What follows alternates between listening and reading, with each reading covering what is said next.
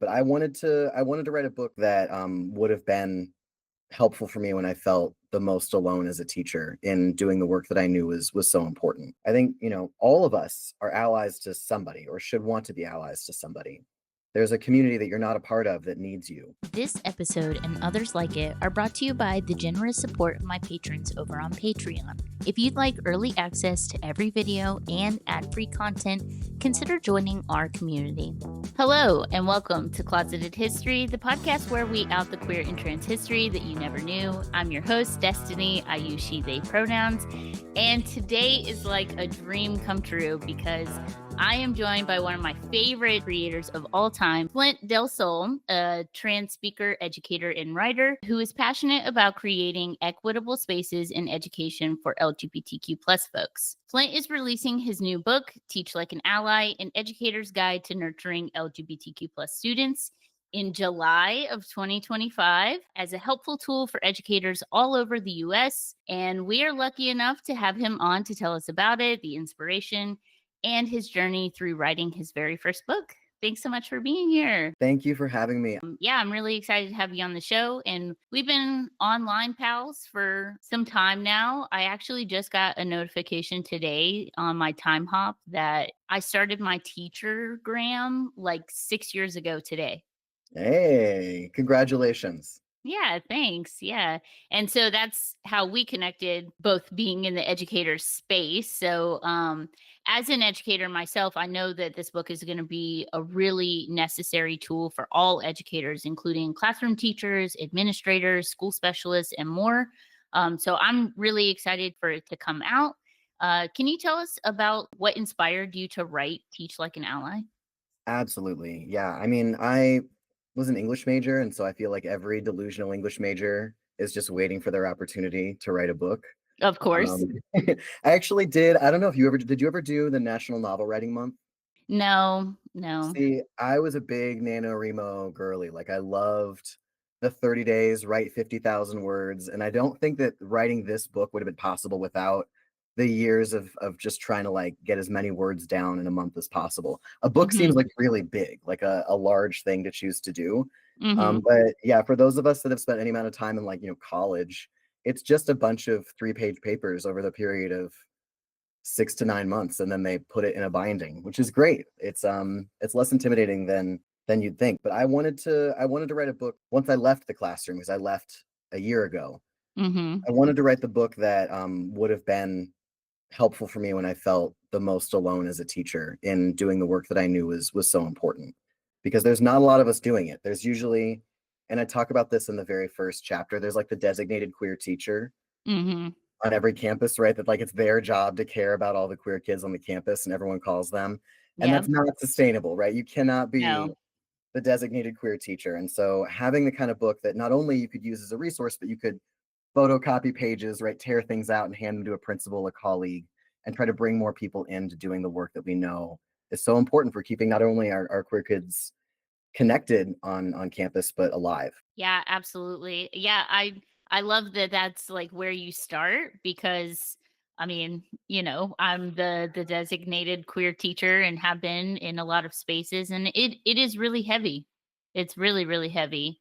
And so I think that's also part of why I was kind of drawn to your page because you were like very visibly out and proud and, like holding the torch for all of us, not only the kids but also for other educators. So your work is really meaningful, really, and I'm so happy to not only have you on the show but also be able to showcase the work that you're doing because it is important. I'm excited to get to share it, like to finally get it off of Instagram, right, and TikTok and into Barnes and Noble.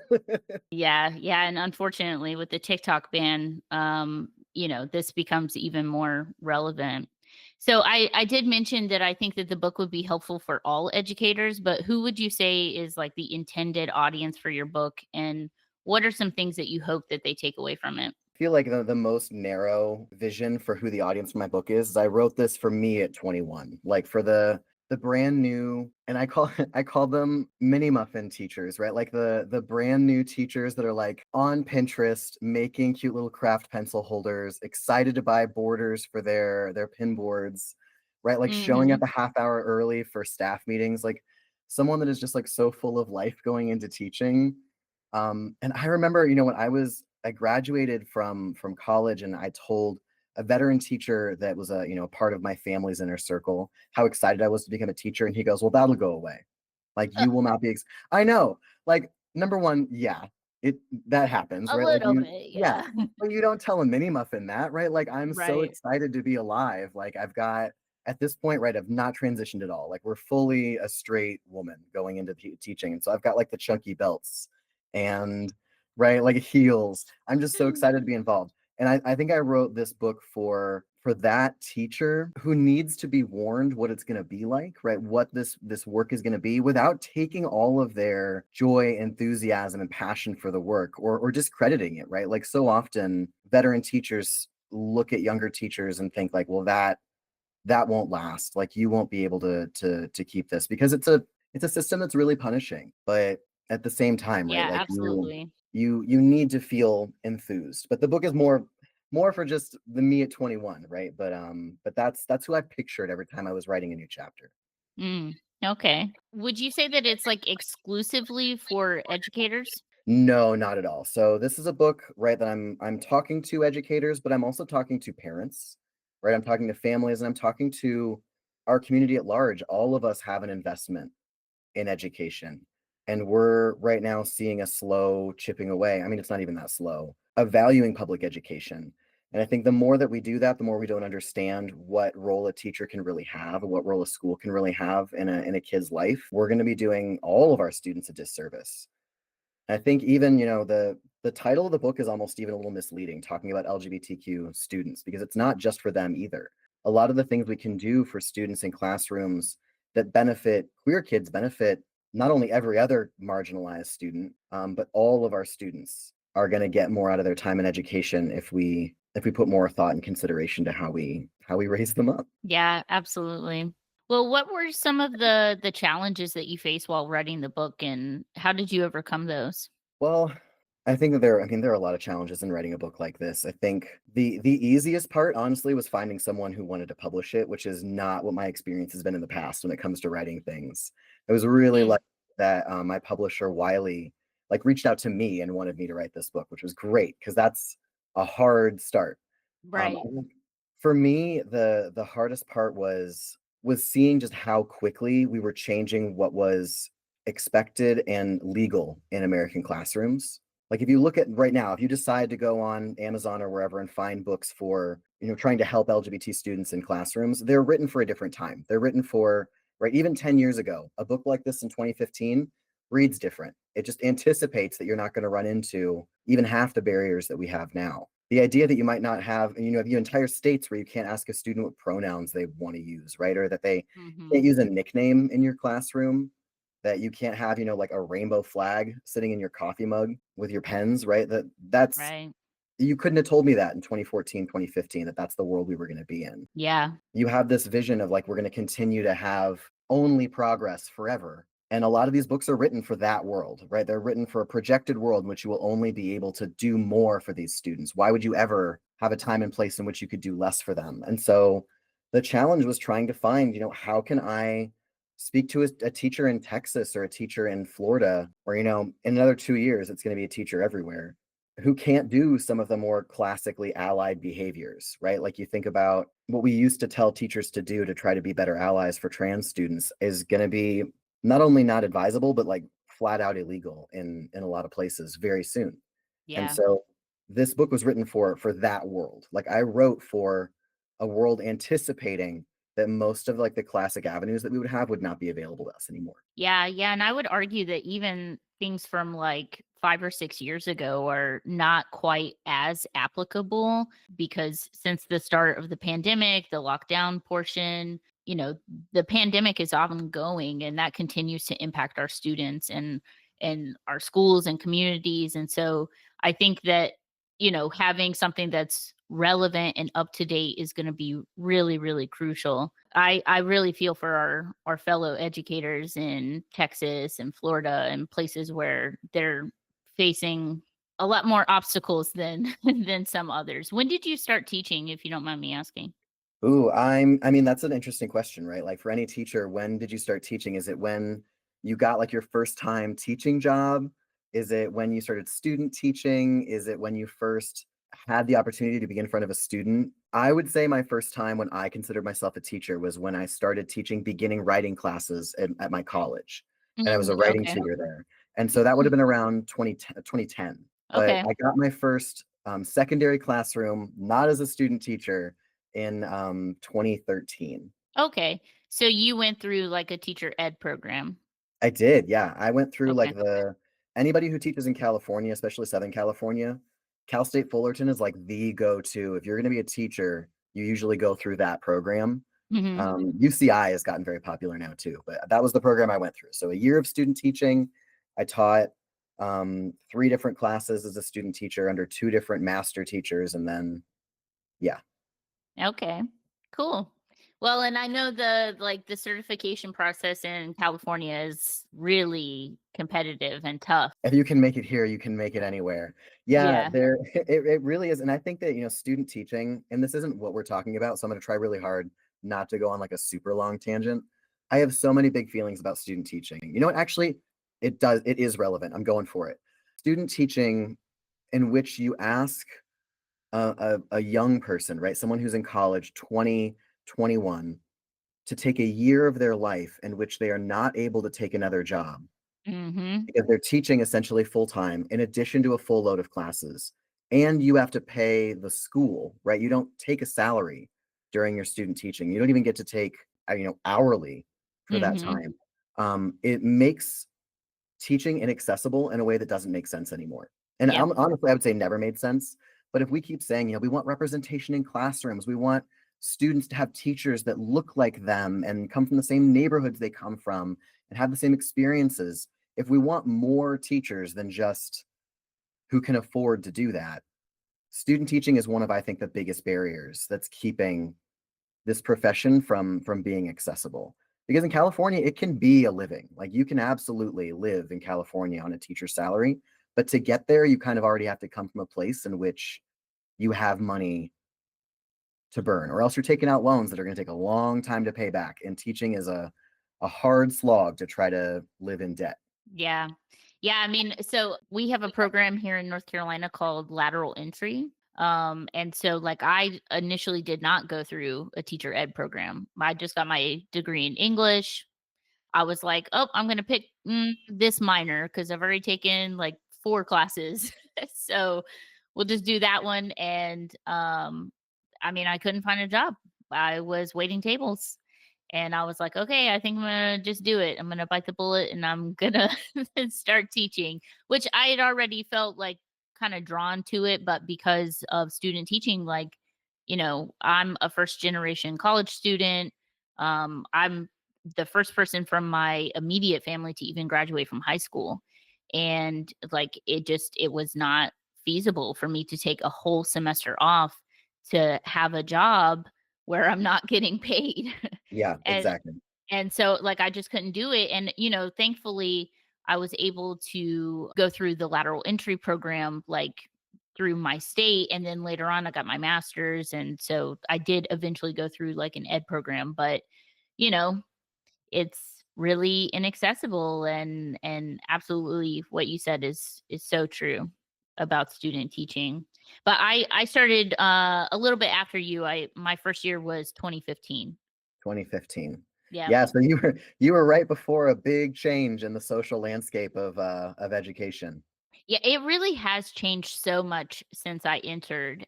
And I mean, it's just I still have a lot of faith in our public education system. I think that there are a lot of people doing really good work, but there are some pitfalls that are actively doing harm to communities that we care about. And yeah, it's a tough gig, but super rewarding. So in talking about teaching, how would you describe what allyship is in the context of teaching? Um, I know allyship that's is a loaded question. I mean, so allyship, right? Like if you're asking this in a general sense of just allyship as a whole, and then within education, it's hard because we could use all the allies we can get right now, right? Like it's tough out here to be trans or to be queer. And so you want to encourage people to feel empowered as allies. And also you don't want them to be so empowered that they accidentally stop being allies, which happens Mhm, oftentimes when people's feelings get involved, when they push up against finding out they maybe have not always engaged in allied behavior. And mhm. so I don't love using ally like as a noun, right? Like to say that someone is an ally. Allyship, I think, is should always be a verb, right? Or talk about allied behavior because you don't like pass a test and then you're good and you've received your allied certification. We know what happens when that happens. We get people like J.K. Rowling who Yeah, passed their first ally certification course in 1998 and never went back for recertification and has now gone on a deep, deep downturn. And that yeah. happens a lot. And Mhm. so, and within education, right, I think that to be an ally means to be learning. It means to consistently believe and understand there's no possible way for you to know what all your students are going through, or even what most of them are going through. And so you want to be curious about them, to be a curious person and to be someone who's willing to find out that maybe even accidentally harmed someone or that there's something you could do better. I think, all of us are allies to somebody or should want to be allies to somebody. There's a community that you're not a part of that needs you. And so if we have that mindset, and this is what a lot of this book is about, if you have the mindset of an ally, which is someone who wants to grow, then you have a better chance of not missing that recertification exam when it comes around. Yeah, absolutely. The conversation of intersectionality like also comes up in that, not only being an ally to the LGBTQ plus community, but the many intersections of our identities and people who have multiple marginalized identities. And so, really looking at the way that we can provide equity for them as well. Yeah, and I think, when you're talking about intersectionality, and this is a little bit of a special interest as an autistic person, who was in college and didn't know I was autistic, you like find one thing, you learn everything about it, and it becomes your whole personality for a while, right? Like, Right. and when I was learning literature, I fell down the early 20th century African American literature pipeline in literature, and so I just started learning so much about all these different identities, and that was one of the first time I was like, "Oh my god, like, I am not only born into a racist society, like, I definitely perpetuate racist behaviors, and I need to, like, figure out how to look at that." And, W.E.B. Du Bois is one of my favorite writers from that time period, and I love him for a lot of reasons. He gave us that phrase, right? "The blacker the berry, the sweeter the juice." Like, we love his work, but he Mhm. wrote about double consciousness, right? Which is this idea that, specifically, when he's writing about it, he's talking about Black experiences in America, that you not only if you're a Black person in America, you have your own internal sense of identity and your sense of self, like, you know how you see you, but Mhm. then you also always have to think about how other people see you, and it will be very different from how you see you. And it is because you're Black, right? And that's what double consciousness is. You have to have a consciousness of yourself and then other people seeing you. And that concept of double consciousness is now everywhere. You see it a lot in disability spaces too. Mhm. We're talking about that double consciousness of, if you're in a wheelchair and like someone just grabs you from behind, like what they are seeing you in a very different place than you're seeing you. Um, and those identities not only intersect, they compound on one another. And so if you're queer in an American classroom right now and Black, right, and Muslim, right, and disabled, it's not, you don't have like this pie that's spread into these different kinds of areas in which you're going to be experiencing not only discrimination, but just in day to day difficulty. It is going to be twice and then three times and four times more difficult to work through these spaces. And so I know that I saw in education, anytime I saw another teacher, right, or a student who had all these compounded marginalized identities, it was just miserable seeing them try to navigate public education. Because as you said, there are so many pitfalls still, even though we believe in public education. I believe in the concept of public education. There are a lot Right. of things over the years that have made it really, really challenging to navigate. And I don't think I would have lasted nearly as long if I had had to deal with those compounded identities. And so, I'm white and at this point a man, right? And so my trans identity, I hung on for a long time, but there's no doubt that the more you're going to be experiencing this kind of marginalization, the less time you will likely spend in public education. It's just a lot. Yeah, absolutely. Yeah, and I mean that's super relevant to a conversation about like the school to prison pipeline, teacher retention, chronic absenteeism, all of these things that public education is facing right now. And that, intersectionality definitely has to be the way that we lead those conversations. Absolutely. Really great point. Yeah, and Um, you brought up COVID earlier. This is my last thought mhm. about Oh, yeah, um, yeah, please. you brought up COVID earlier, and it's critical to point out, yeah, that's still going on, right? Like COVID still Yes. exists. I live on a farm with birds. Bird flu right now, right? Like Yes. and every new thing is like a new Every trauma. autistic person with pattern recognition is like, mm." And it means that really every kid in school right now, if they were born before the pandemic, right, has experienced a trauma, Mhm. regardless of their circumstances at home. Every single kid. So even if it's not really obvious or evident, even if it's not right on the surface, there's a trauma in there that is then adding to all these other identities as well. Yeah, yeah. Have you ever used, ACEs teaching? Like the adverse childhood experience.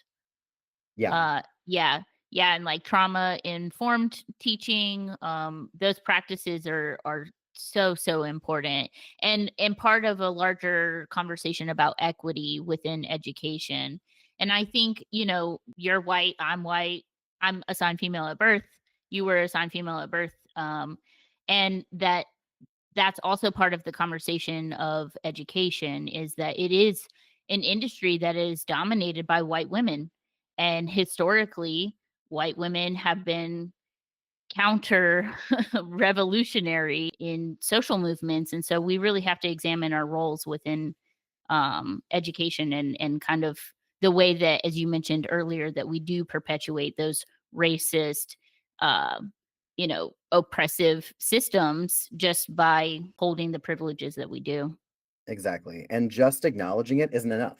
Right. You can't just say, like, "I know that I'm, like, a white woman in this space." Like, you can't we have to then keep doing it. It kind of feels very and my household is, my husband is his family's Mexican and has, like, really strong ties to, indigenous life and culture, right? And so I think a lot about like land acknowledgments in the same way that, okay, so you've acknowledged it. And what else are you gonna like? What else are we doing? Like, what are we doing to address it other than just acknowledging it? Because white women in education, it exists for a lot of reasons, right? We talked about barriers in terms of student teaching, right? And entry Mhm. into education spaces. The fact that we've like massively, for whatever reason, feminized education, that it's something that's like a woman's pursuit, unless you're like a history teacher in high school and you coach football, then that's like the one or math, like those are the two Yep. female for whatever, like I don't know why. Like I guess they wrote it, so they might as well teach us about it. But Or an the administrator that used to teach PE. oh yeah, taught PE for 2 years, and now he's a principal and then a superintendent. Yeah, and the 15-year veteran woman teacher is going to be staying in her position forever, right? But Yes. I Yes, think well, let's stop before we get ourselves in trouble. I well, and it's interesting because some of this stuff is the unsayable parts of education where like we see the autistic pattern recognition, right? Or just anybody's Right. pattern recognition can look around and see like, wow, I wonder why this is a universal experience. Why is every teacher who ever understood me, right? If I'm talking from a queer kid perspective, why is every teacher who ever understood me an English teacher or an art teacher, right? Like what is going on with that? Like why is Yep. that? And some of this is actually we can tie it to our history. Mhm. And this is something that happens. I forgot I was here for the book. In my book, I kind of walk through of the history of queer teaching, specifically in the United States. Oh, And so if cool. you, I know, thank you very much. It was the longest. That chapter took 2 months to write, and I wrote the rest of the book in like 6 weeks. So that history at the very beginning, the reason why we have so many women in education, especially at the start, is that in the time in which public education was becoming really a part of American consciousness, we're looking like mid 1800s is when we're like really believing that we want to have education for everyone, which we Mhm. want, by the way, not because we're altruistic and wonderful Americans. It's because they believed that it would cut down on crime. They're like, if the kids were just in school, then we wouldn't have so many criminals. If the poor kids would just go to school, they wouldn't be picking our pockets while we're trying to buy a newspaper, or whatever they were doing in 1840. And Okay. and so they decided we're going to have public education. And at that point, right, most of the teachers that existed, the instructors were men, right? You have men who are going and teaching small groups of boys in country schools. It becomes women because they believe that women were sort of the moral center of American life. So if you think about like all of this always goes back to Christian nationalism. Within the American family, the wife was supposed to be the one that held everyone together morally. So she, Mhm. is going to lead us through Sunday Bible study, right? She's the one who makes sure we get to church. She's the one that is keeping up on the kids morally. And so they were like, perfect. Women should be the ones who are in all these American classrooms because, again, we're trying to keep kids from becoming criminals. We need them to be the moral centers. And even then, we think like, wow, that's still, at least they were trying. Also, we can pay them half as much as we were paying men.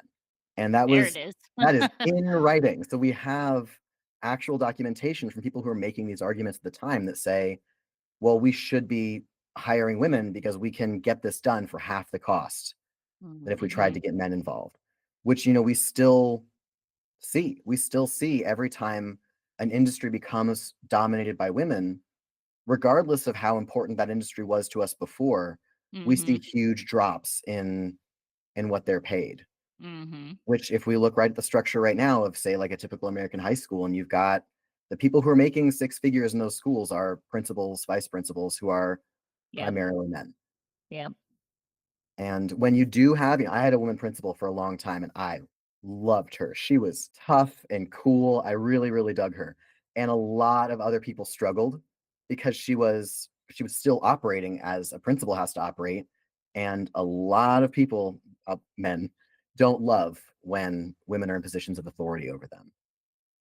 Yeah. I have a lady principal right now, and I love it. Women leaders are sometimes I better. was gonna say, I was like, I always have Margaret Thatcher in the back of my head when we're talking about these things. Like, Yes. Well, and I try to present myself as a anti-imperialist, and so, imperial feminism is not it either. So, it's yes, tough. we do like some women leaders. That's true. Yeah, exactly. Or trans men leaders like me. Yes. Wow, Yes. he's a feminist. He is a feminist. Well, so, of course, your book will have more in-depth insight, but for our interview, what are some practical steps that educators can take to become better allies in their classrooms? Okay, this is when we're gonna start to see like the influence my husband has had over me because my answer to this question 2 years ago would probably be more practical. I'd be on the side of the things you can do in your classroom. And the more I live and love a therapist, the more it becomes a more of an inner question. I Okay. believe I believe with my whole body now, it is really, really challenging to become an ally for other people until you have exercised a ton of self-compassion and done Mhm. a fair degree of healing your own traumas. Because some people get into ally spaces or, justice spaces from a place of wanting to express and avoid their own work, avoid their own trauma.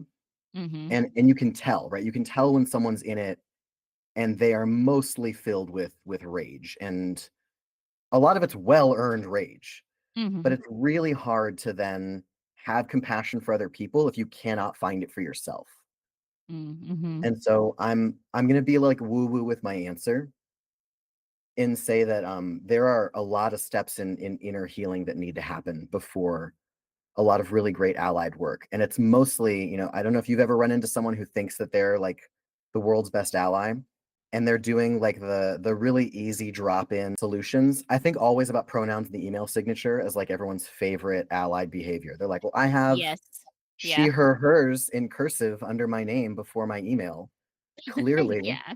I'm here for the trans people. I'm here for you." Right. Um, and that's the problem, right? When you skip straight to the practical things that you can do, you stop seeing it as a mindset and an attitude and a way that you approach the world. And if you're not doing that, if you're not doing your own work and figuring out how to like get your mind right, Mhm. then all of that stuff after ends up being useless. Like I don't know, do you know that I worked at a healthcare nonprofit for like 6 months? Yeah, I was working at an LGBT aligned healthcare nonprofit, name anonymized and Redacted. redacted. And my job basically was I did trainings and I had meetings a lot with healthcare providers for trying to help them better understand how to speak to the trans community and how to help their trans patients, because it's different, right? And there are a lot of the things that are involved in that. And Mhm. I once had a physician write an email to me after a training in which she said some of the most horrifying transphobic things that I've seen committed to print in like a while. I was floored to see them coming from like a physician who had voluntarily went to a training. And at the very bottom, right, like she's got she, her, hers, her little pronouns in her email signature. And I was like, girl, take that out of it. Like, stop doing your Yeah. and so if you do that, Yikes. if you do your little ally behaviors, but you don't change your mindset, it's not sustainable. And you'll have to be Mhm. retaught again later. Yeah. Yeah, absolutely. Well, so that's the mindset part, but are there any, like, practical tips that you're like, "Okay, if you're working on your mindset, in addition, what are some other practical steps that you could take?" Sure. And I mean, I like keeping my tips as far as I can, non-regional. And so I like sharing the ones that I think you could do in Texas and Florida, right? All these different places. And so one of my favorites is to re-examine like some classroom policies to see if you are doing a policy just because it gives you and I have to be really careful about wording here just because I know what it's like to be a teacher and to have a million things on your plate. Is a policy there because it really, really needs to be in order for your classroom to work and for students to grow? Or is it there for your sanity and for your control of the space? Because that's where a lot of like sneaky anti-allied behavior kind of gets in, right? Like I think constantly about like my bathroom policy is a great example. So my bathroom policy, I taught high school and I had one bathroom pass and the rule was you had to sign out, you had to sign out, you had to take your bathroom pass, go to the bathroom to be back, and then the next person could go after that.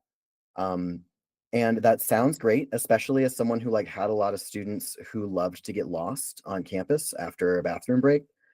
And I was mostly just frustrated because I was like, I'm teaching things, I want you to come back.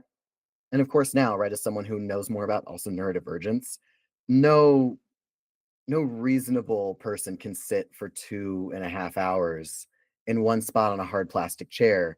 Like, yeah, you're gonna have to get up and go outside for a second. But there's no supervision out there. And so we know there are things that make that really challenging. But my bathroom pass policy, I didn't realize because if a student was gone for too long, right, I'd give them a hard time. Like, hey, like, don't get lost next time. We got people here who need to go. And I realized there was one gender neutral bathroom on campus, and it was 4 buildings away from Mm, my classroom. And the bathroom mhm. is routinely one of the most dangerous places on a campus. Yeah. Because there's no cameras usually, right? There's no supervision. There are no adults in there, like, hanging out. Mhm. It's out of the way, and so if someone's going to get into a fight or if there's gonna be, words exchanged that there are only 2 witnesses to, it's in the bathroom, and for Right. trans kids, that's horrifying. Right. Um, and so I had trans students, I realized, because they told me, right, who were, like, getting bladder infections because they were trying to hold it throughout the entire school day. Because they would plan, right? Yeah. They would go before they left, and they would come to school, and they would sit there, and they would try not to use the bathroom, Mhm. because if they went to the public easy access one at the end of the hallway, they might run into someone who want to hurt them. And this is, regardless of which one they went into, who cares which one they're going into for this purpose, right? This isn't about their own internal validation of their gender in this bathroom. Either of them, they could, end up in a bad spot. And if they went to the one further away, if they went to find the one gender neutral one, which is usually in the nurse's office, right? They would come back and they'd been gone 3 times as long as anyone else because they had to hoof it across campus, find the key, ask if they can go in, and now they're going to get hassled by a teacher when they come back. Right. And so I always suggest like walk through a school day imagining that you're a trans kid, right? Imagining that you're a queer student. Like what are like the sneaky policies, the little things that you're doing just to, like because it's making your life easier that might Mhm. actually be really, really destructive to a student whose perspective you hadn't considered. Right. And that's everywhere, right? That's late work policies. That's, you have X number of days to return something signed by a parent that they might not be talking to that week, right? Like there are a lot of things to consider, and all of that complicates a teacher's life. And Mhm. so I hope if you're listening, I do show quite a bit of compassion for teachers in this. I'm not saying that every teacher who doesn't do these things right now is a monster. There are Right. so many things I wish I could go back and change, but also things I don't know how I would, because you're still operating within a system that needs a lot of overhauls that we are not prepared to make.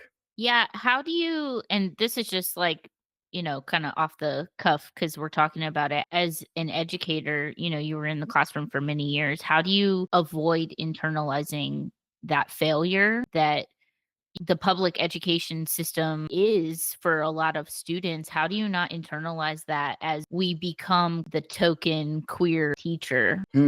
Well, this is why I started with the inner work, right? Like you have to kind of, if I think anybody, if you're going to be a teacher, if you're going to go into service, it's really easy to self-abandon, to decide that like my needs and like my life are not as important. Like I don't know about you, whenever there was like a sick day, I needed to stay home. I felt so guilty all the time. Because if Absolutely. you're the designated queer teacher and you're gone that day and some kid needed you and you weren't there, how do you not walk away without that guilt? Mhm. And it's the inner work, right? It's like the process of like I'm doing my best. Like I am doing everything that I can. I'm holding as much of myself as I can while I'm also doing what I can for these students. And there's no way to do it all. And if I burn out, right? If I just give everything, they talk about one of my least favorite quotes about teaching is that you're, a candle, you burn yourself to light the way for others. I hate that quote. I hate it so much. Yeah. I saw it on mug once. I almost threw it through a window because there are so many teachers, especially mini muffins, who go into teaching with that mindset, who think I am going to give up my whole life for these kids. And you will never be there enough to be able to alleviate the guilt that you're carrying around. There's no way. Mhm. And so if you're that designated queer teacher, right? Or the one that students trust and go to, if you don't take care of yourself, you are modeling for them what their life is going to look like. And that I feel like is such an important thing to hang on to, right? Like, okay, I'm not there today, but they do see that if you're sick, you stay home. If Right. you're overwhelmed, you take a beat. And that modeling of caring about yourself and having respect for yourself, that's something that even if you're not there for an important conversation, that's something that they will see and they will keep forever. Because if they see my queer teachers are the ones burning themselves out, my queer teachers are here 2 hours before the school day and they stay 2 hours after and they don't have a life, then like that's their vision for their future. Yeah, absolutely. And I think it's kind of like we're the queer elders now. Ugh. We have elders that came before us, and no disrespect to them, but that there is a level of responsibility that comes with that. And I think modeling what you want your students to embody, like you have to embody that yourself. I know for me personally, like pre-pandemic, me teaching me is way different than the way that I've adapted my relationship with work, especially in the last couple of years. I don't know if you've seen it, like, I've talked about it a couple of times on my story and, like, on Closeted History, but I have long COVID, And I've had long COVID for like a year and a half now. Ugh. And that definitely has impacted my relationship with work, that like I don't have the same capacity that I once did. And that's okay. We're adapting and adjusting, and like my body needs more rest because I have long COVID. But that is very common to see teachers burning themselves out because, you kind of adopt this mindset of like saviorism. Then, with how that plays into white saviorism and like all the other things that we talked about with intersectionality earlier, that it makes teaching not sustainable. So if you're a teacher listening to this right now, this is your permission to take your days, and be honest with your students about it, that like, hey, I took yesterday as a mental health day because I needed it, or I was really tired and needed some more rest. And, like, I don't know about you, but I have people in my building who like could retire 6 years early because they have so much time just like accumulated. And it's like, dude, take your time, like, take a day off. The building's gonna still be here, the kids, they will be fine, everything will be fine. So, um, fellow educators, take your days. It's hard. It's hard to take those days, and I think that, what's I had, like, 9 thoughts while you were talking, which is the unfortunate part of trying to have a conversation as a neurodivergent person, right? I But I feel think that. sometimes teaching, when it becomes your whole identity, Mm, right? And we talk about pre-pandemic teaching. I was there. I had a feeling you were there, right? Like, where teaching is who you are. absolutely. And this was, this is a line from the first lines of my book. Like, before I knew anything about myself, I knew that I was a teacher, right? Like, I knew before I was trans, before anything, I knew that I Mhm, was a teacher. It's something that you just have in you, and it burns you from the inside. You're like, this is who I am. But mhm, when you make that most of who you are, or almost all of who you are, then you don't know who you are without it. And if you take the time, right? Like, if you got these teachers that show up super early, stay super late, amazing, fantastic. It is also avoidant.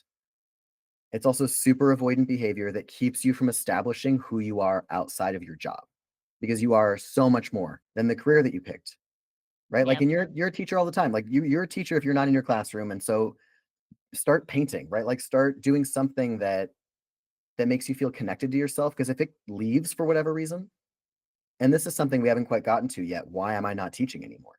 mhm, So once you're gone, once you're not teaching anymore, because that day will come, you'll retire, right? Or you will leave before you're ready to leave.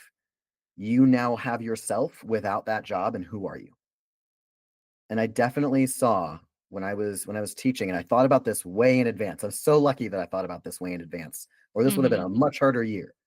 But when I first left, or when I was when I was in teaching, I saw a teacher retire. So she had been teaching since she was 21, when she was a little mini money muffin of her own. She retired at like 67, so a little bit further. Or she had to be kind of pushed to retire. And she had a full breakdown during a staff party for her, a full panic attack. We had the cake, everyone was excited. And then she realized, like, she did not know what she was going to do or yeah, who she was. This was, from 21 to 67. That's it. And then all of a sudden you're 67, and like, what do you have outside of the job that you've created? Or like, if you're not seeing students every day, mhm, what gives you purpose? And it has to come from inside, right? It can't come from what other people give to you. mhm, absolutely. Yeah, and I think we're set up to kind of create our identity through our work, in this capitalistic society. That I think that's a common experience for a lot of folks. Like, the first thing that we ask people when we first meet them, like, "Oh, what do you do for work?" Or like, "What do you do for a living?" And we let that like really define who we are and how we see other people. And so absolutely, like teaching does very much become a large part of your identity. And I've left the classroom and then came back, and like, so I'm 10 years in, but I took some time off because my dad got sick and I was doing some consulting, and I kind of had that like crisis moment of like, I don't know who I am without teaching, the youngins and being in a building and being surrounded by people who also have the same kind of drive and ideas about what we envision for the future. And so it does become hard. How have you been kind of navigating that since I know you've been doing lots of painting, lots of creative projects, and we love that, but how have you been navigating that space since leaving teaching? It is super interesting, right? Not just leaving teaching, but leaving like a really structured career. Like one of the things that got me into teaching in the first place before I was excited about it, right? And when it was proposed to me as a career option, I was like, well, I'd have health insurance and I would have, what your year is going to look like. You have this like vision of this beautiful You're on a routine. schedule. Yeah, You're on a exactly. The schedule. autism loves it. As I'm talking, I'm like, every once in a while you say another thing and you're like, that's an autistic thing that I just said. Like it's I Yep. love the schedule. I love knowing exactly like what things were going to look like moving forward. But it also meant I had a secure future, right? I knew when not only the next paycheck was coming, I knew, that in as long as I didn't do something terrible, I was going to have 20, 30, 40 years or whatever of consistency and then like a solid retirement that I could fall back on. And so, when you're saying the first thing that you say to someone is, what do you do? And I loved being able to say I was a teacher. It was this moment, and like even if you say you don't feel this, if you're a teacher, you absolutely do. When you say I'm a teacher, and they go, "Oh wow, like that's great," and you have this moment, you're swollen Yep. up, like yes, and they're like, "Oh man, I couldn't do that," and you're like, "That's right, you couldn't." Like I can though because it's Yep. hard. Or they say, "Oh, it's great having summers off," and you go into your whole tirade about how you actually Every are. time someone says that, I'm like, "We got openings." Yeah, right. You are welcome to come. You know what? Substitute shortage right now. You want to make $130 a day? Yep, come Um, on. there are there are some places in that I've taught where they called the sub fee that was higher than other counties. They called it combat pay. It was like, you get if you have a higher price district, it means it's harder to get subs to go to that district just because either your class sizes are higher, whatever. But that was like, with this easy vision. It was a great wonderful view of the future.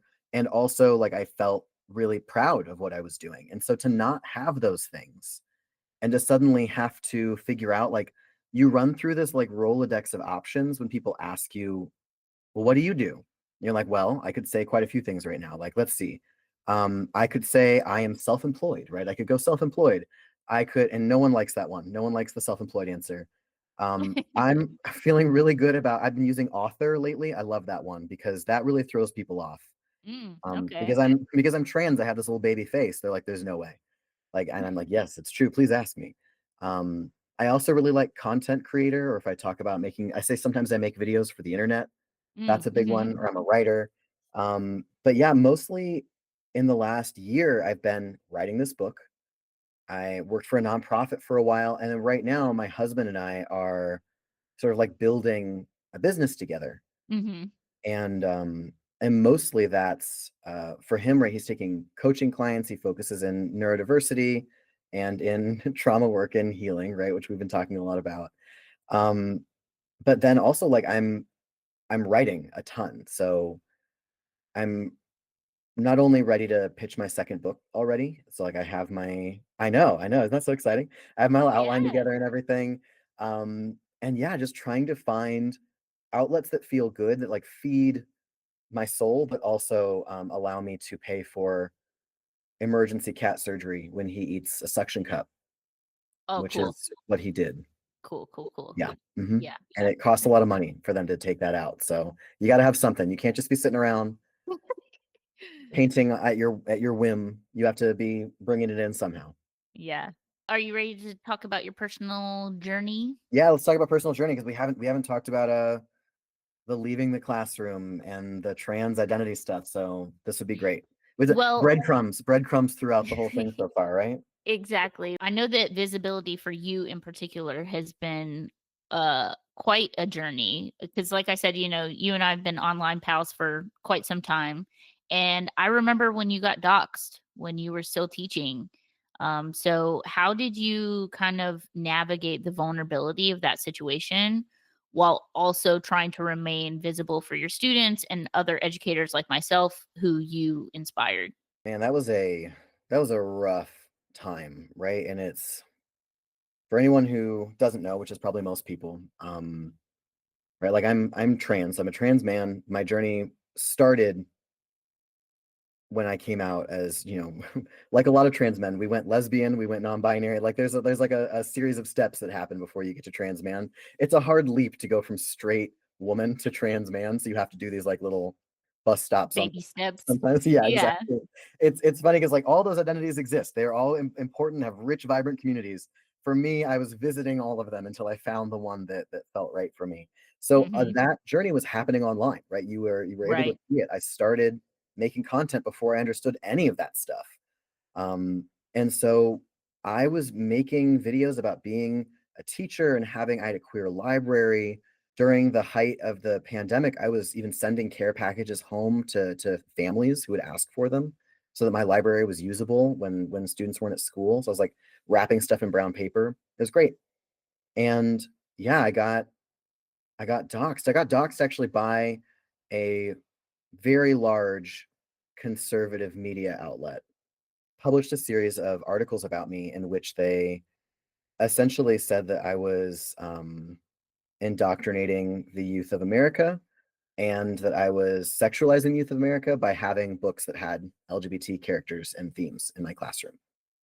And Mhm. it was horrifying. Like the article says some like really really disgusting things about me, and they also used my dead name, and they Right. figured out what school I taught at, which I had been very careful to keep offline because even when things were different, right back in the before times, before book banning and everything, I even then, like I was a union representative. I knew what was necessary to keep yourself protected from a lot of the repercussions online. There's no way to do it. Like if you're online, you're not entirely protected. Like that's just the nature, right, of existence. But to be doxxed meant that suddenly I had people who were calling the school and making like horrifying threats. I had inboxes full of people who wanted terrible, terrible things to happen to me.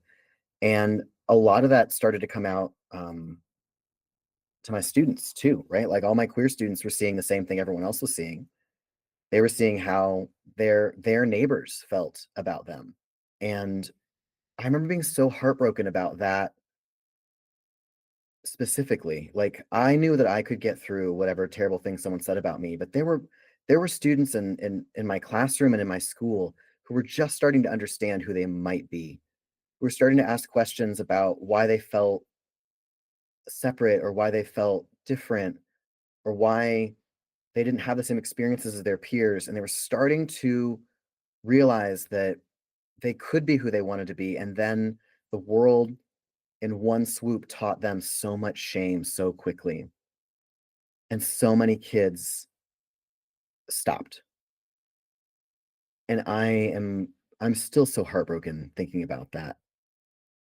And for me, right, like I retreated into watching a lot of reruns of I watched The Lord of the Rings like 6 times, when I was at home, right? Like, you just have some big long movie on that you know by heart so you can sit there and just melt into your bed and not go outside, right? Like, I was scared of everything. I stopped going to the grocery store by my campus. I Mhm. stopped buying school supplies near where I lived, right? Like, it invaded every single part of my life, and I consider myself to be a pretty hardy person. I've Teflon my way through a lot of really bad experiences and a lot of traumas. And this one almost did me in, almost cracked me in half. I did not feel like it was going to be survivable during big portions of it, especially since it didn't go away. Because Right. I'd known other teachers.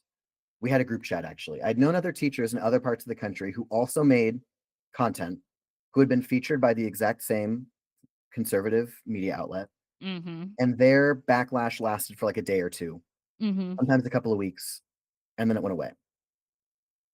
And I was like, "Why isn't that happening here?" It's the same it's a even less salacious story than all these other ones, right? There's nothing here.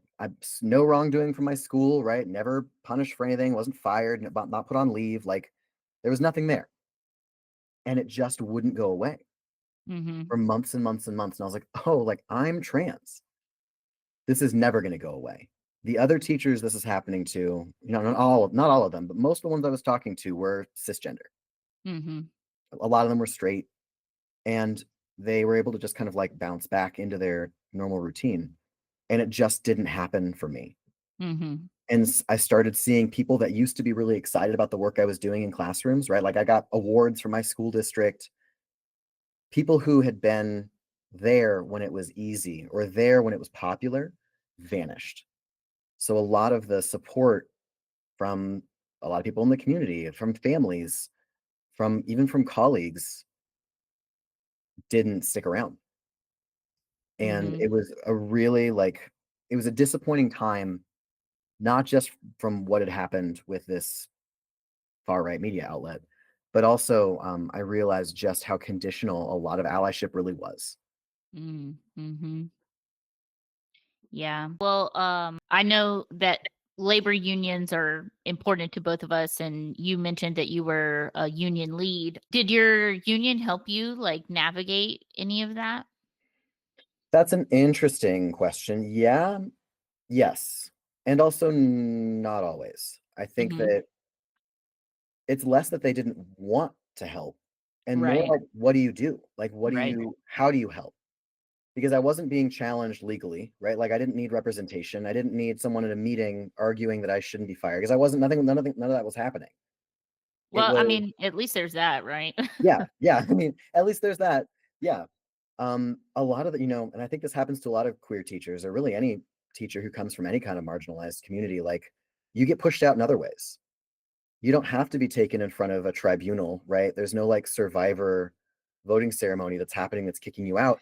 The Right. conditions become just more and more hostile until you can't abide it anymore, Yeah, until you leave. until you leave. And then they don't have to think about it. Then they don't have to make any changes or I had a reporter I say recently, like in the last 6 months or so, talk to me and ask me like, what kind of supports do we need for trans teachers? And I was like, that is an impossible question in a time in which being a trans teacher means you're going into hostile territory immediately. Like there is no, I need everybody else to go to support classes, to learn how to be better colleagues and to be better community members. Trans teachers don't need a support group, right? They need a different system that doesn't push them out when things are challenging. And I've seen it a lot. Even before I ever came out as trans, I saw trans teachers in my district and in my county and my state who were great teachers who wanted to be there, who didn't last more than just a couple of years because nobody would under the circumstances they were being subjected to. Mhm. Yeah, and it's important that the other people are doing the work and not, the person in whatever marginalized community that like the work falls to other people. Absolutely. Yeah. Well, I mean, at least your union was there theoretically, but that's devastating, and I'm really sorry that that happened to you. I appreciate you sharing your experience and still talking about it with us. Yeah, I mean it's a part of my journey that is not you can't separate it, right? From the work that I did before, after, from the book. All of it comes from, this was a really tragic end, right? Because I ended up leaving on my own. Like Mm. I was done. Mhm. But even the leaving was, the guilt that still hung around for a while after. Like I'm leaving these kids. I was living in an area that was not particularly friendly to queer people, even overall. I was one of the only out queer teachers and definitely the only out trans teacher Mhm. on my campus. There was one other trans teacher in the district who also worked in the union. But to leave, right, and to reduce the trans teacher population by 50% by making one choice. And I'm like, can I just leave them? But I again, like the modeling, I had to recognize that it was not a sustainable way of life for me anymore. And I needed to model what it was like to take care of yourself. And also I needed to take care of myself, even regardless of whether I was modeling anything for anyone else. Yeah. Surviving, right, is sometimes the most radical thing you can do when you're in a community that is being targeted and oppressed, Yeah. Even if it's out of spite. even if it's out of spite. Yep. Yep, absolutely. Well, how do you address the importance of visibility and representation for trans individuals in the education system within your book? I'm so glad you asked this question because you didn't even know you asked the perfect question right now. I have in like these books that you get for teachers, right? Like I don't know how often you have to read like the professional development books. They're Mhm. generally, like, not interesting. Like, they are No. written like they say in Beetlejuice, it reads like stereo instructions, right? Like, they're not fun, they're not engaging, and I was like, "I'm gonna write a book that could be used as PD that someone will actually enjoy being a part of and will want to read." And it meant having, like, all of these I have so many, like, asides and little, bubbles that are, like, special, like, little Easter eggs as you go through, and one of my favorites is the Queer Teacher Survival Guide that is throughout the entire book, and so I speak very specifically to queer teachers and to trans teachers throughout because I wanted that to exist within the book so that any ally teachers, right, cis, straight teachers, would know what their colleagues have to consider and what they have to think through. Mhm. And also, no one ever talks to us. No one ever speaks to us and our experiences and acknowledges how different it's going to be from our colleagues. They always, if you had any training ever, and back in the good times in 2015 or wherever about queer understanding in public education, they always talked to the room of people who were listening to them as if none of them could possibly be queer or Right. trans. They were always talking about the kids. And Mhm. like we're also here. Like there are also queer teachers who like have to take on all of this and also survive and also have this identity that paints them as a target on their own campus. And so I speak to them a lot about their own decision making in terms of social media presence. Like, should you have one? What are the benefits and consequences, right, of one? What are some steps you can take to protect yourself and then in whatever way you can? And then I also talk about like this is I'm gonna be really careful about my wording here, but I'm gonna start by saying like evil queer people. So I said like it's like know your gay enemies. Like there are people who are in our community, and just because you are with somebody who has shared experiences with you doesn't mean that they're necessarily like a good person. And Right. so there are some behaviors and attitudes to like watch out for um, Mhm. in those spaces because I'll tell you one of the most cutthroat places I've ever been where I was like shocked at how nasty people were being to each other was a teachers union LGBT caucus meeting. So like specifically the only people in the room were queer teachers and it Mhm. was vicious because sometimes you get like that competition of, there's only so much acceptance to go around or there's only like we have to approach this from one way, everyone else's way is wrong. Mhm. And it amplifies the more narrow your community gets. And so you got to be careful. I also think that there's a lot of, like, infighting Oh within yeah. our community, and, like, just because someone's part of the community doesn't mean they're trans accepting, doesn't mean they're not racist, doesn't mean that, like, they're pro-worker. They could be a capitalist gay, a corporate gay. All I my think gay enemies. that all of our gay enemies, yes. I think that, it's when you were talking about the anti-worker gays, the first time I ever met another gay teacher, I was so excited, right? She was a coach and I was like, "Yes, another" at this point, right, I was a lesbian. I was like, "Another lesbian." And then she was talking to me about her political views and I was like, "No. What are you doing?" Well, how has your journey as a trans man kind of shaped your perspective on allyship within education? I know that we've touched on it a little bit, but if you have like a um not a more clear answer, but if you have more to if you have more to add about how your journey has kind of shaped your perspective. Sure. I mean, I think that a lot of us start our understanding of our identities as being just like really good allies. Like we start by thinking we're just there for other people, right? Like I'm just here because I care so much about gay marriage, not because I ever want to get gay married, but because other people should be able to get gay married, right? And that's Right. kind of what happened with me. I started going to classes that my local LGBT center was putting on about policies for trans acceptance in public education in California, right where I was teaching. Mhm. And first, I was like, I'm such a good ally right now, like going to these meetings in which I am obsessively taking notes about trans experiences and internalizing them and thinking about them all the time. Like, definitely, this is a normal cisgender experience to be having. Right.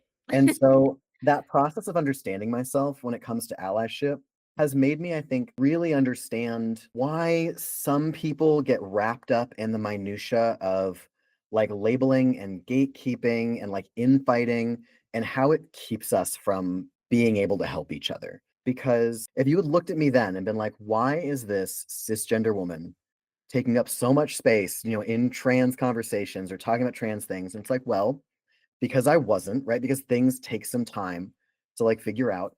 And it reminds me a lot of like the discourse of straight people at Pride. So often when we shut people down when they're trying to be a part of something, which is different than leading it, right? Like I want to make sure that's clear.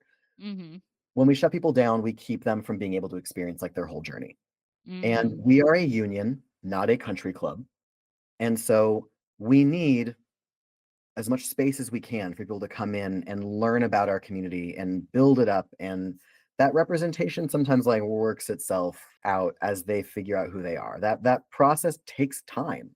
Mhm. um Anybody who runs a high school GSA right now, there are so many students that have like the same identity within the GSA. Like they will often have, and it's likely because they are just kind of figuring stuff out. Like very rarely will like a 15-year-old have a strong handle on their identity forever, right? And like pick the one word that fits perfectly and then that will be it.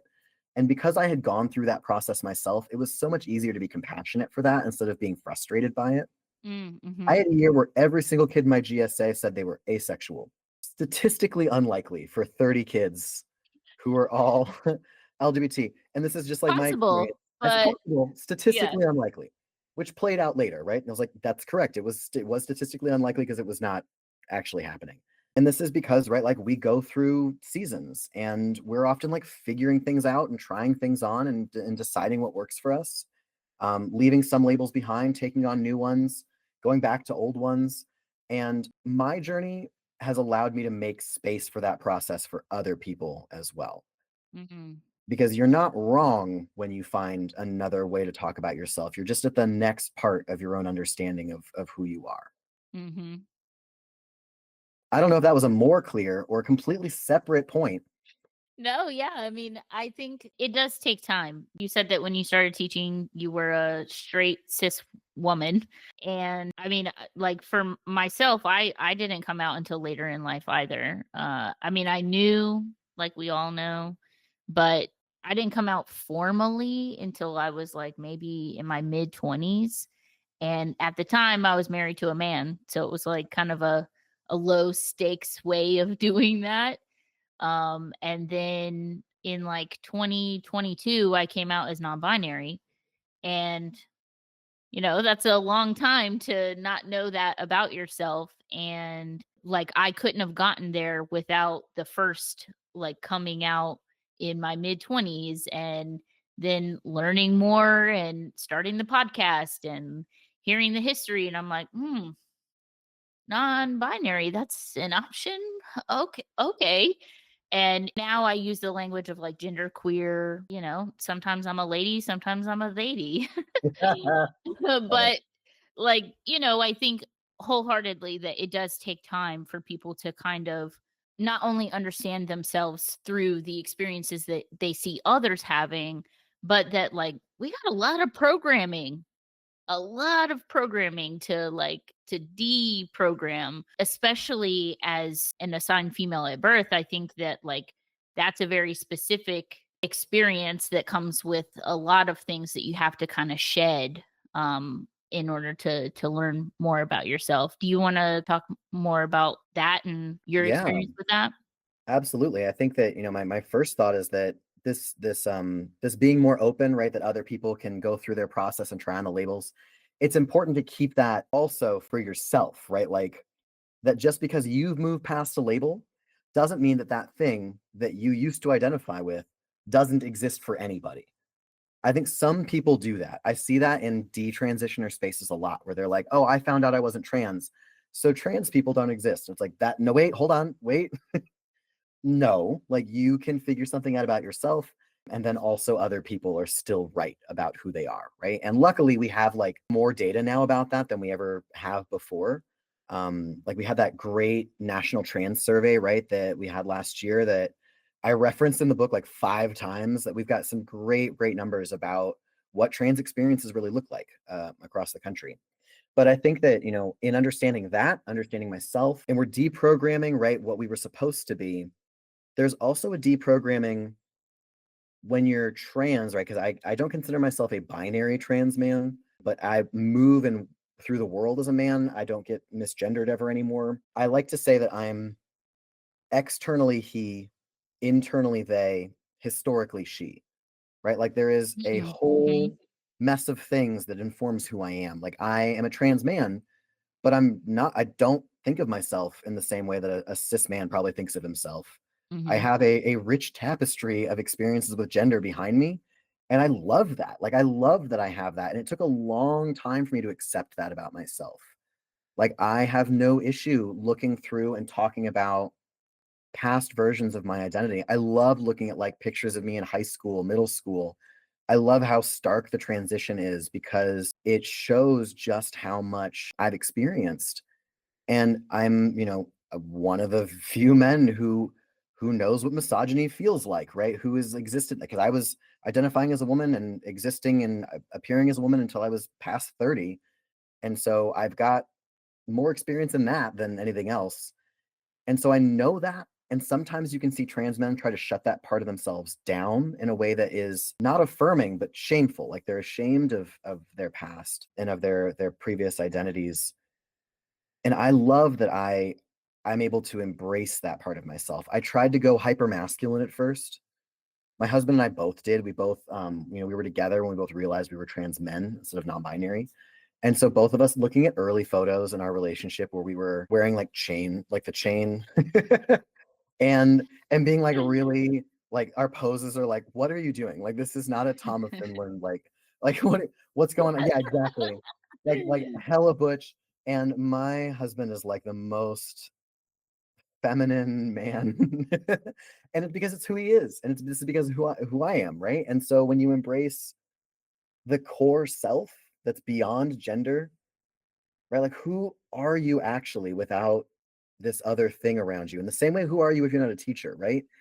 Who are you? Who you're your set of values, your love, your passion, right? Like that core self, it makes all the other gender stuff kind of like float to the surface in an easier way. Instead of trying to fit into what it means to be a man or to be a woman, what does it mean to be me? And what do I feel like on a day-to-day basis? And I feel like wearing sweatpants mostly. Yep. I mean, hey, if that affirms who you are, My wear sweatpants those are sweatpants. the most affirming item of clothing that I own are my many sweatpants. Well, so after Teach Like an Ally, what's next for you? What other projects or initiatives are you working on? I have a lot of stuff going right now, which is very exciting. I like having multiple projects. I had this post online recently where I talked about my brain being full of soups. I like thinking of myself as someone that is not just a kitchen that makes one meal at a time. I have like 9 or 10 burners with 10 different soups on at any time. And so some of my soups currently, I think I mentioned earlier, I have a book that I'm working on getting a pitch together for the next thing. Mhm. But I also like, the book that I did, the first book is coming out in July, pre-order available now. Um, and so Link in the description. linked in the of course, yeah, linked in the description. Um, and so like I have a book tour that I'm gonna be starting to plan soon. I have an agent, wow, who's like helping me put that together. I know, like a little clap. I do have an agent. It does feel very cool to get to say that. Right now, I have no idea when this episode is going to go up, but I am currently designing a set of Valentines for trans men Okay. using thrifted adult gay magazines I found in a thrift store. Oh, that's what you mentioned earlier that you were working on. Yeah. Yeah. Very cool. And so I've got art going on, I've got writing going on, I have several articles coming out soon. I'm working on one right now, specific to the psychedelic experience and gender identity. And so it's about mushrooms. And so there are a lot of things that are going on. It's a very exciting. I love that. Awesome. Well, for our last question, what advice would you give educators who also want to write about their experiences? For anybody who wants to write about anything, the first thing you have to do is read a ton. And so I suggest if you want to write about your experiences as an educator, what is everyone else saying? My favorite book as a teacher, I don't know if you ever used They Say, I Say. It's my favorite book. So They Say, I Say is a model that you use when you're teaching students writing, because I was a writing teacher, which is to figure out what do they say. So like what's going on, what's the conversation that's currently happening, and then figure out what do I say? What do I say that adds to this conversation? And so your experience is totally unique. You have something to say, but you have to figure out how your I say fits into the they say. So go and read a bunch. Read a bunch, write down things, take screenshots of weird conversations you're having and keep them. And you never know when they'll make a good insert into the book that I want to go purchase now after you purchase mine. Yes, yes, of course. Well, do you want to tell the good folks where they can find you? Absolutely. So my handle, just Flint, is fine. If for whatever reason the Supreme Court does a major left turn and we still have TikTok, I'll be there. You can also find me on Instagram. I'm getting on YouTube. It's just taking me a minute. So maybe hopefully by the time this airs, I'll be on YouTube as well. I'm also at delsolimpact.com. That's my business with my husband. And you can buy Teach Like an Ally on pre-order at any bookseller because I have a publisher that is very thorough. All right, right on. Well, thank you so much, Flint, for being on. I really appreciate you coming on the show. And thank you all for listening, and we will catch you in the next one.